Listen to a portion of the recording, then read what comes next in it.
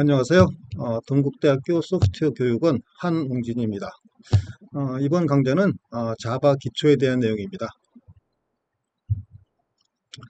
오늘 다룰 내용은 자바가 무엇인지, 그리고 자바가 프로그램 언어이기 때문에 개발자들은 개발 환경이 필요합니다. 그래서 여러분이 개발 환경을 한번 설치할 수 있도록 안내할 것이고, 그 다음에 이제 우리가 개발 환경 중에서 이클립스라는 걸 사용하는데, 이클립스를 이용해서 실습하는 방법에 대한 얘기를 같이 하도록 하겠습니다.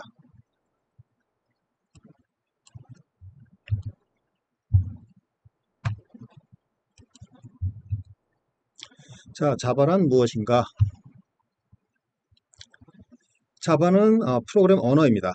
프로그램 언어는 실세계 문제를 컴퓨터한테 일을 시켜가지고 해결하도록 명령을 작성할 수 있는 것들을 말합니다. 그래서 우리가 프로그래밍 한다, 코딩 한다, 이렇게 얘기를 합니다.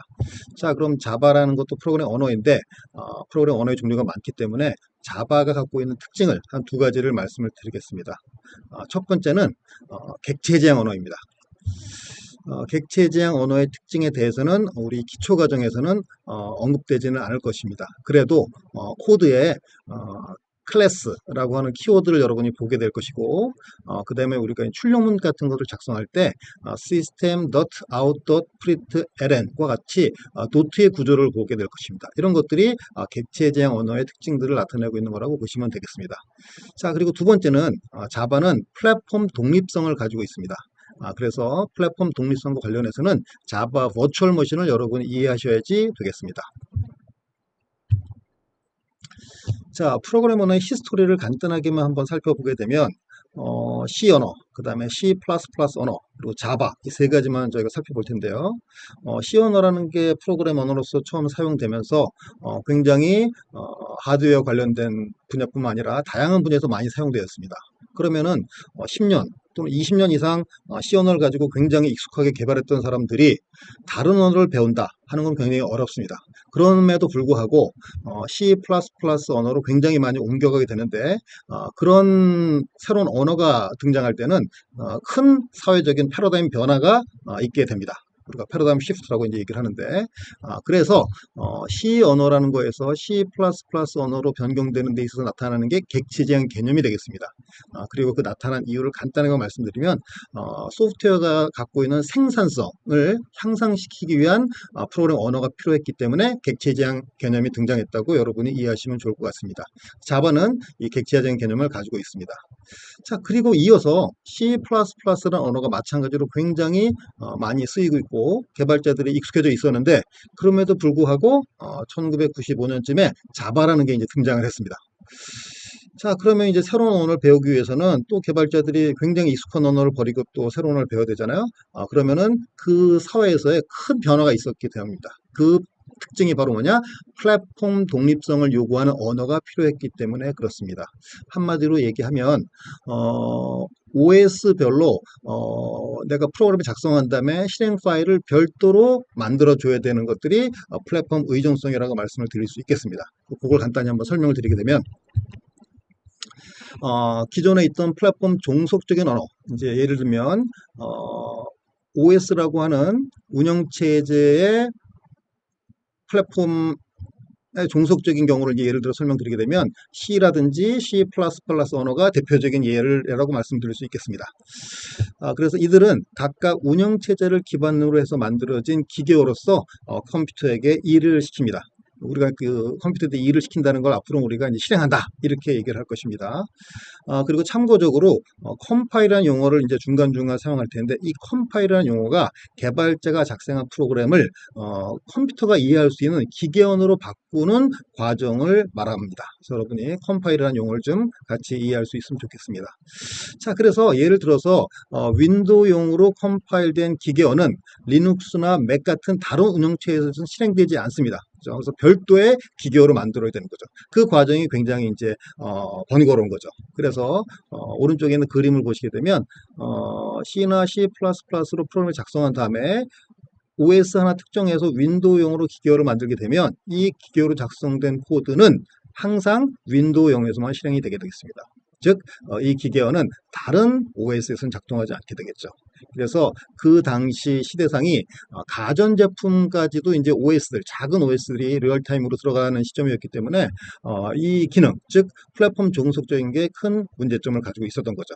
자, 그래서 플랫폼 독립성을 갖고 있는 언어가 필요했습니다. 그래서 나온 게 이제 자바입니다. 그래서 자바가 모토로 삼은 것이 WRA, Write Once, Run Anywhere.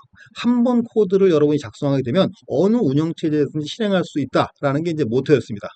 그리고 그 자바를 개발한 사람들이 낸 아이디어가 바로 자바 버추얼 머신입니다. 그래서 여러분이 자바 버추얼 머신의 용어 정도는 하나 기억을 하고 계셔야 되겠습니다. 말하자면 OS가 굉장히 여러 가지 있을 수 있지만 그 OS에다가 똑같은 자바 버추얼 머신이라는 걸 설치함으로써 일종의 하나의 운영체제처럼 보이게 하는 그런 것이라고 보시면 되겠습니다. 자, 그래서 설명을 드리면 자바로 작성된 프로그램을 컴파일하면 바이트 코드라고 하는 용어를 쓴 코드가 작성이 되고 그 바이트 코드는 자바 버추얼 머신에서 실행되어 있는데 모든 OS에 자바 버추얼 머신만 설치되어 있게 되면 마치 플랫폼 독립적으로 동작해가지고 운영체제라고 하는 플랫폼에 대해서 독립성을 가지게 되는 것을 의미합니다. 그래서 오른쪽 그림을 가지고 설명하게 되면 자바 프로그램을 가지고 바이트 코드를 만들게 되면 OS가 어떤 거든지 상관없이 자바 버추얼 머신이 설치되어 있게 되면 모두 실행이 가능해지게 됩니다. 그래서 여러분이 그 금융 관련된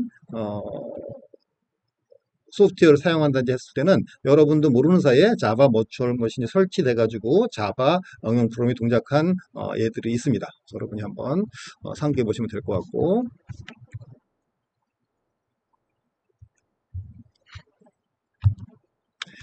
자, 그래서 자바 개발 환경 설치에 대한 얘기를 이제 말씀을 드리도록 하겠습니다. 자, 자바 개발 환경을 설치하기 위해서 여러분이 꼭 설치해야 될 것은 두 가지가 있습니다. 그 첫 번째가 JDK라고 해서 Java Development Kit이 되겠습니다. 그래서 여기에 포함되어 있는 것은 자바 개발 도구. 아까 우리가 컴파일이라는 용어가 나왔었죠. 즉 개발자가 프로그램을 작성하더라도 그 프로그램을 가지고 기계가 이해하려면, 즉 컴퓨터가 이해하기 위해서는 기계가 이해할 수 있는 기계로 변경이 돼야 되는 거죠. 그때 컴파일러 등이 필요합니다. 그래서 컴파일러 같은 것들을 갖다가 우리가 설치를 해줘야 되는 거죠.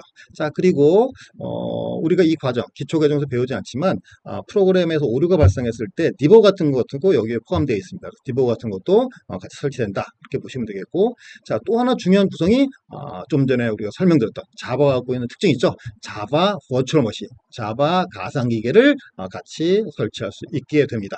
여러분이 JDK를 우리가 설치하는 과정을 한번 첫 번째로 볼 것이고, 자, 두 번째는 이 JDK만 가지고도 여러분이 프로그램을 개발하는 데는 문제 없지만 각각의 프로그램들이 별도로 되어 있기 때문에 그걸 가지고 작업할 때 작업 능률이 떨어집니다. 그래서 여러분이 개발할 때 좀 손쉽게 작업하고 개발할 수 있도록 통합 개발 환경이라는 것들을 개발자들은 다 씁니다. 그게 어떤 프로그램 언어든지 여러분이 쓰게 됩니다. 그래서 일명 그걸 갖다 우리가 IDE라고 부릅니다. Integrated Development Environment. 그래서 ID라고 그러는데, ID를 만든 그 업체에 따라서 여러 가지가 존재합니다.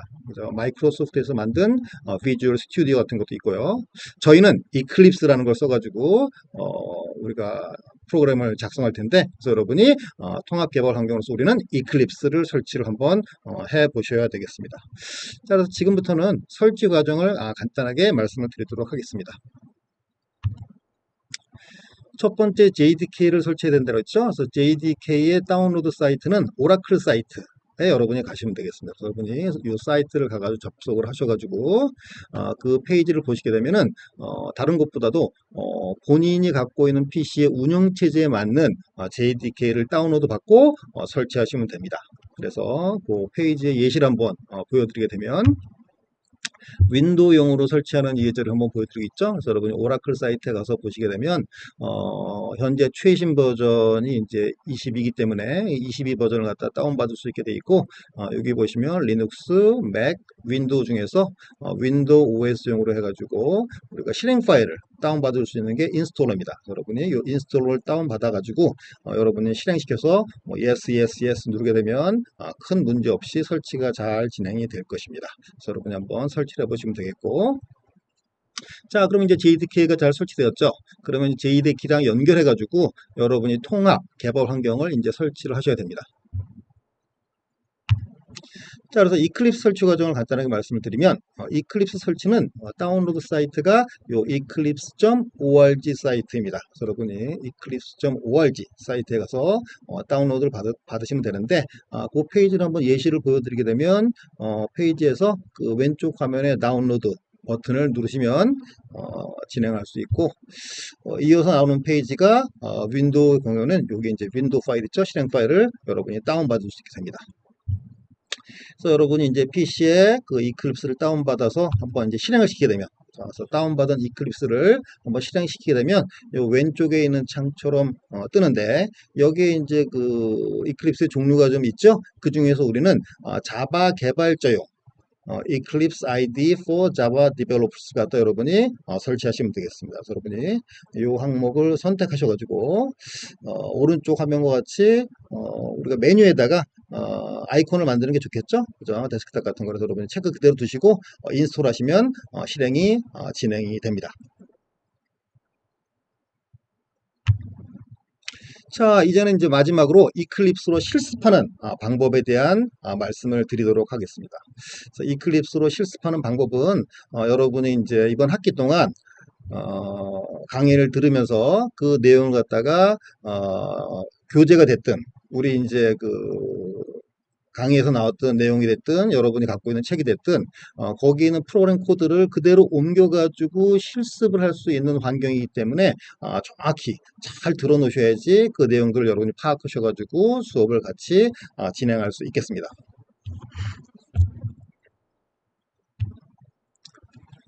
자, 그래서 이제 이클립스 실행은 여러분이 그 설치를 잘 하시게 되면 전체 화면에 여러분 그 PC 화면에 아이콘이 이렇게 준비되어 있을 겁니다. Eclipse IDE for Java Developer. 그래서 이 아이콘을 더블 클릭해 가지고 실행시키게 되면 이렇게 창이 하나 뜹니다. 자, 지금부터는 이클립스에서 여러분이 코드를 작성을 할 때 어떤 구조로 얘네들이 만들어 놨는지 그 구조에 대한 설명, 이클립스와 관련된 구조에 대한 설명을 먼저 드리도록 하겠습니다.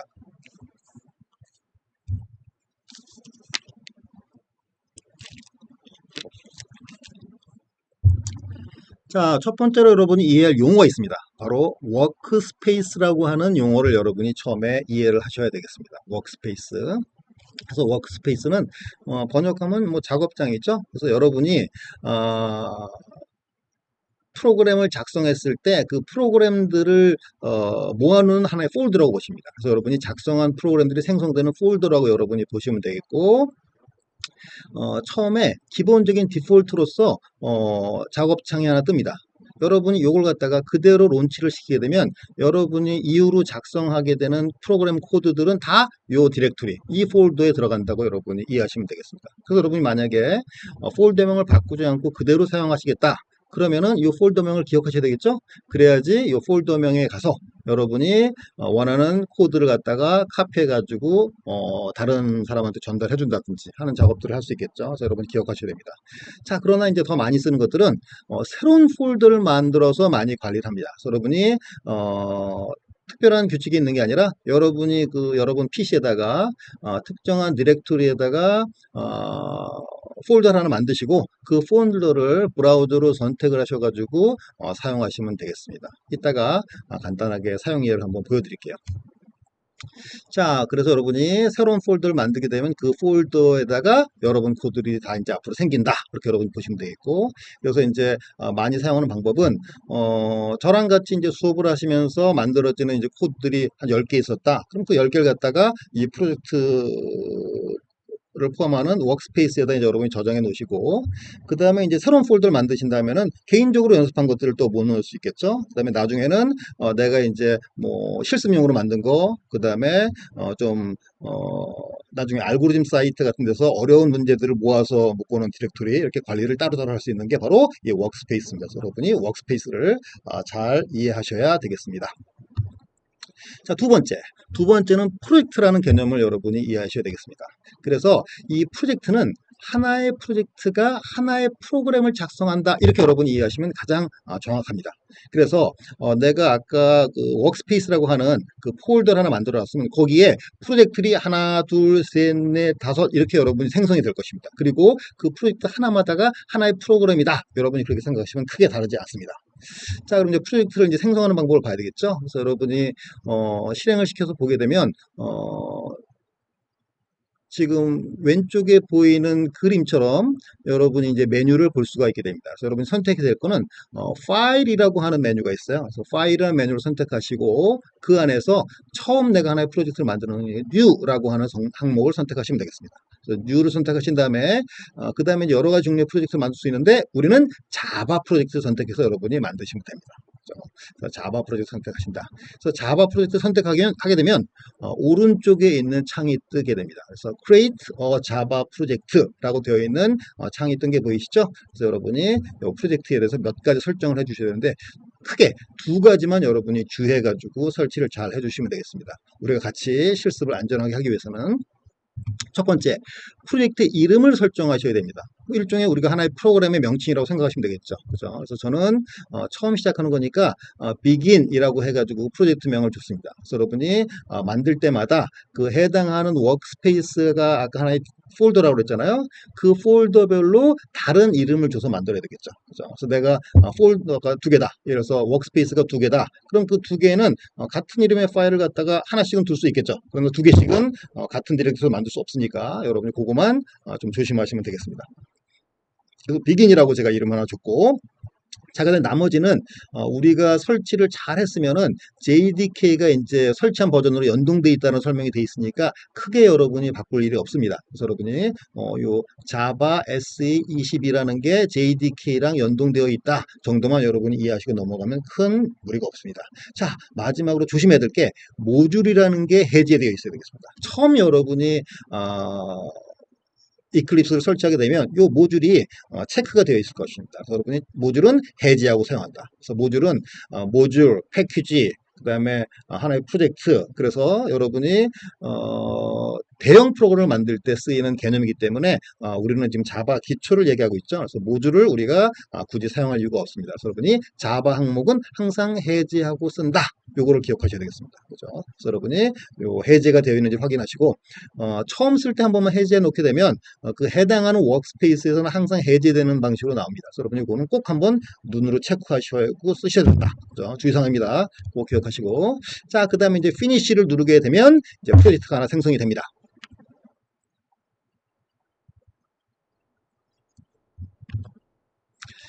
자, 그래서 이제 하나의 이제 프로젝트가 이제 만들어진 것이고, 그 만들어진 것을 어떻게 확인할 수 있냐면은, 오른쪽에 있는 그 그림을 보시면은, 여기에 패키지 익스플로러라고 되어 있습니다. 패키지 익스플로러. 요 패키지 익스플로러 안에 여러분이 만든 프로젝트들이 한 개, 두 개, 세 개, 네 개 이렇게 나열되게 되어 있습니다. 지금은 저희가 만든 게 한 개밖에 없기 때문에, begin이라는 이름의 프로젝트가 하나 만들어져 있고, 이 안에 또 디렉터리 구조로 되어 있는데, 폴더식으로 되어 있는데, 여기에 보시면 소스라는 디렉토리에다가 여러분이 파일을 하나 만드셔야 됩니다. 자, 이것도 설명을 잘 들으셔야 되는데 우리가 이제 객체 지향 개념에 대한 설명은 하지 않고 자바의 기초를 가지고 알고리즘 코딩에 대한 강좌를 하고 있는 거기 때문에 여러분한테 그 체크해야 될 부분이 있습니다. 자, 그래서 간단한 거 설명드리면 하나의 프로젝트에는 한 개 이상의 파일은 꼭 있어야 됩니다. 그죠? 그리고 이 한 개 이상의 파일은 우리가 이제 개발자가 컴퓨터한테 일을 시키기 위한 코드이기 때문에 우리가 이제 소스 코드 이렇게 부릅니다. 소스가 이제 들어가 있는 코드라고 해서 그래서 파일을 하나 넣어야 된다. 그래서 여러분이 우리 기초 과정을 할 때는 파일을 한 개만 넣어가지고 그 안에서 기본적인 문법 사항하고 알고리즘 만드는 방법들을 간단하게 배울 것입니다. 그러나 나중에 여러분이 객체 지향 개념을 배우게 되면 그 객체 지향 개념에서의 클래스란 개념이 있다고 잠깐 말씀을 드렸는데 클래스별로 파일을 별도로 만들어서 관리하는 게 좋기 때문에 그때는 파일을 두 개 이상 만들기도 한다. 그래서 여러분이 지금은 한 개의 파일만 만들어 가지고 실습을 여러분이 진행하시면 됩니다. 그래서 패키지 익스플로러에서 내가 만든 프로젝트를 찾고 요 비긴을 찾은 거죠. 그 다음에 그 안에 보면 소스 폴더가 있죠. 이 소스 폴더를 갖다 여러분이 마우스 오른쪽 버튼으로 클릭하게 되면 여기 팝업 창에 이렇게 하나 뜹니다. 그래서 팝업 창에서 맨 처음에 새로운 파일을 하나 추가할 거기 때문에 new를 여러분이 처음에 선택하시면 되겠습니다. 그래서 new를 선택하게 되면 여기에 또 넣을 수 있는 항목들이 뜨죠. 그 중에서 우리가 넣을 거는 클래스입니다. 그래서 여러분이 낯선 용어가 있지만 기본적으로 자바가 객체 지향 개념을 갖고 있는 언어라고 말씀을 드렸잖아요. 그렇기 때문에 클래스 단위로 모든 게 만들어져 있기 때문에 클래스를 저희가 하나 선택해서 만들게 되면 하나의 파일이 만들어진다. 그렇게 보시면 되겠습니다. 여러분이 그렇게까지만 이해하시면 충분하다. 그래서 좀 이따 이제 만들어진 파일을 보게 되면 그 안에 하나의 클래스를 포함하는 파일이 생성된 걸 여러분이 볼 수가 있습니다. 그렇죠? 그래서 여러분이 그거까지만 이해하시고 그대로 진행하셔가지고 클래스를 누르게 되면 이제 우리가 파일이 하나 만들어질 수 있도록 다음 창이 뜹니다. 자, 그래서 이제 파일을 여러분이 클래스를 아까 누르게 되면 파일을 설정할 수 있다고 했잖아요. 그럼 이 페이지에서 여러분이 체크해야 될 게 있는데 세 가지는 꼭 기억해서 여러분이 확인하셔야 됩니다. 자, 그 첫 번째는 요 빨간색 제가 표시를 해놨죠. 여기 패키지에다가 디폴트로 그대로 쓰시는 게 이건 좋습니다. 여러분이 패키지 개념을 우리가 배우지 않고 기본적인 코딩을 할 거기 때문에 패키지는 내가 만드는 간단한 프로그램 내에서 또 폴더를 만드는 그런 개념입니다. 그래서 여러분이 지금은 이해하고 사용하는 게 또 간단치 않기 때문에 패키지는 우리가 생략을 할 거거든요. 그래서 생략하고 쓰는 방법이 디폴트입니다. 즉 아무것도 안 써놓는 겁니다. 그래서 여러분이 처음 만들었을 때 아무것도 안 써 있으면 됐네 하고 넘어가시면 되겠고, 간혹 가다가 여기에 패키지가 내가 만든 비긴이라든지 이런 이름으로 다시 들어가는 경우가 종종 있습니다. 그래서 여러분이 그럴 때는 그걸 지우고 쓰는 게 좋다. 그렇게 여러분이 이해하시면 되겠다.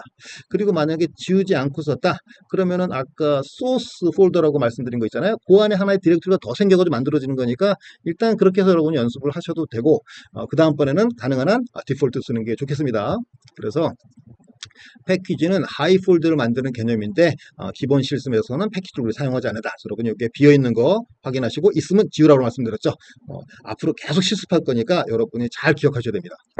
자, 그 다음에 우리가 이제 클래스명을 이제 줘야 되는데 이 클래스명은 여러분이 다른 명칭으로 변경할 수 있습니다. 충분히.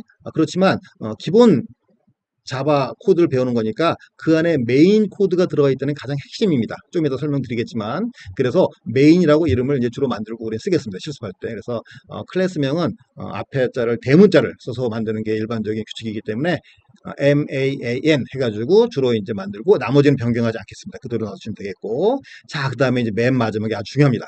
여기 public static void main이라고 되어 있는 이 메소드라고 하거든요.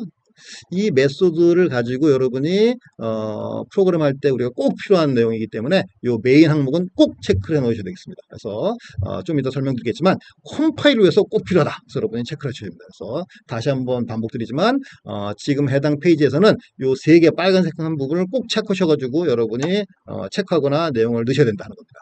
자, 그리고 이제 다 마무리가 됐으면 피니쉬를 누르게 되면 드디어 코드가 생성이 됩니다.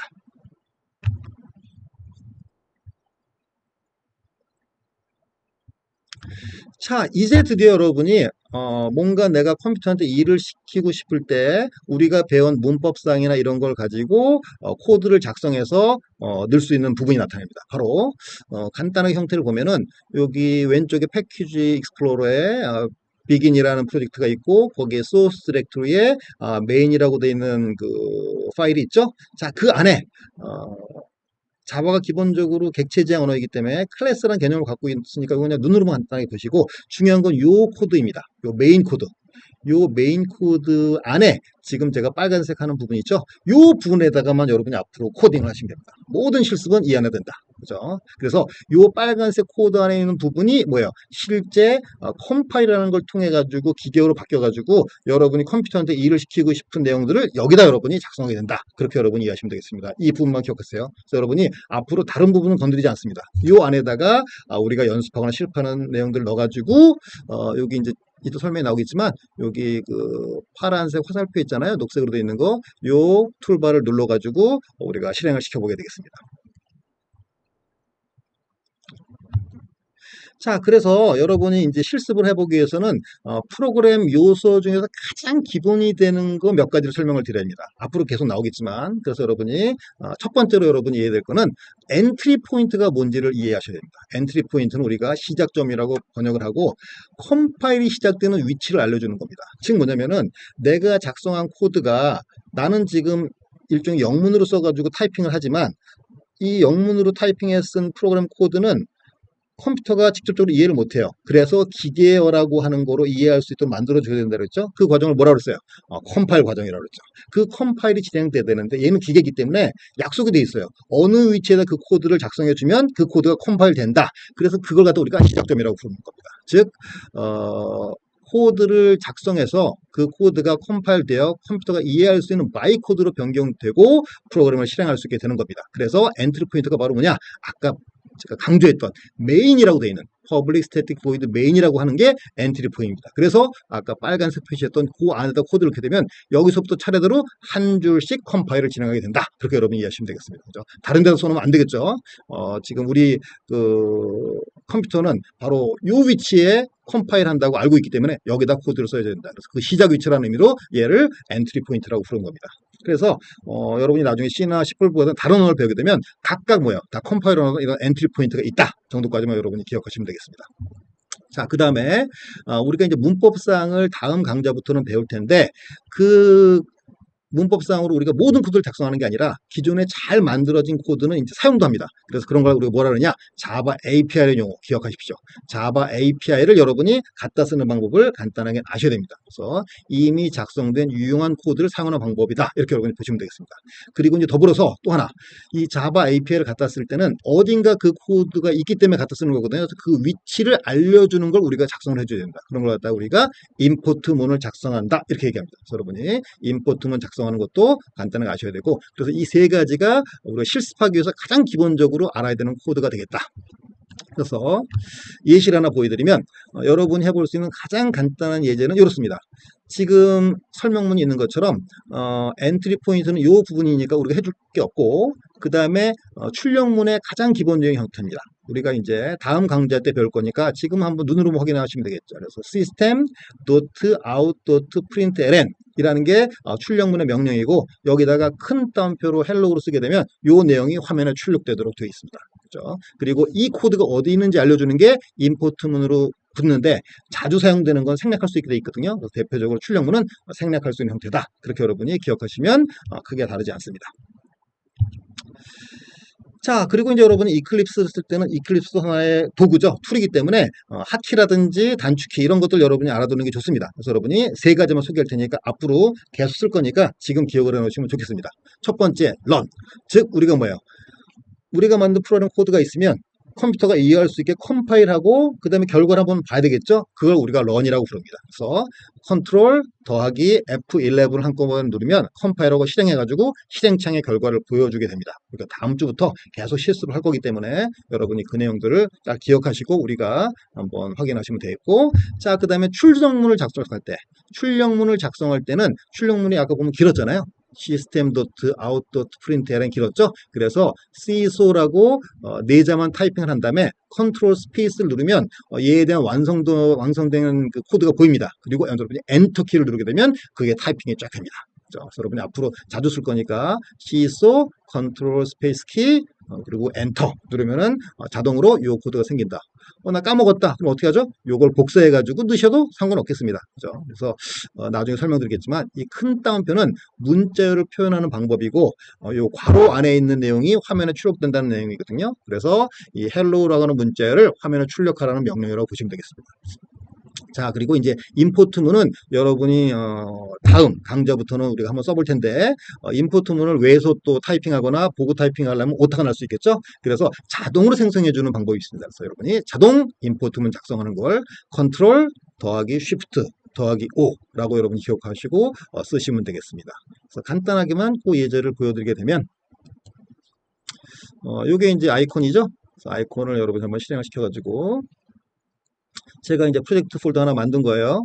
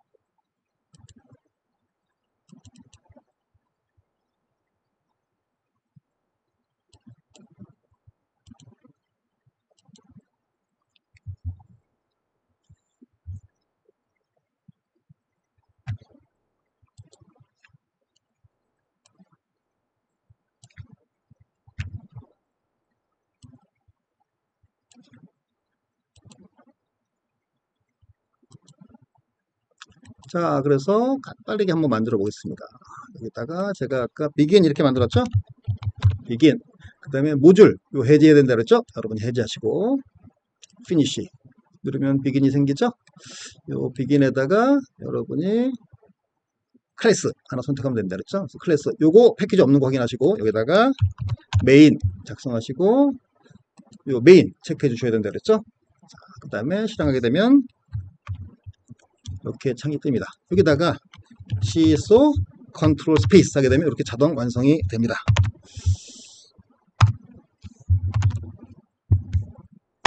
자, 그리고 여기다가 여러분이 아까 했던 것처럼 문자를 간단하게 한번 출력해 봤죠? 헬로워로 출력하고 이 버튼을 누르게 되면 실행이 돼서 이 출력창에 나타나게 됩니다. 간단하게 우리가 실습을 해 봤습니다. 자, 그래서 오늘 강의는 여기서 마치도록 하겠습니다. 감사합니다.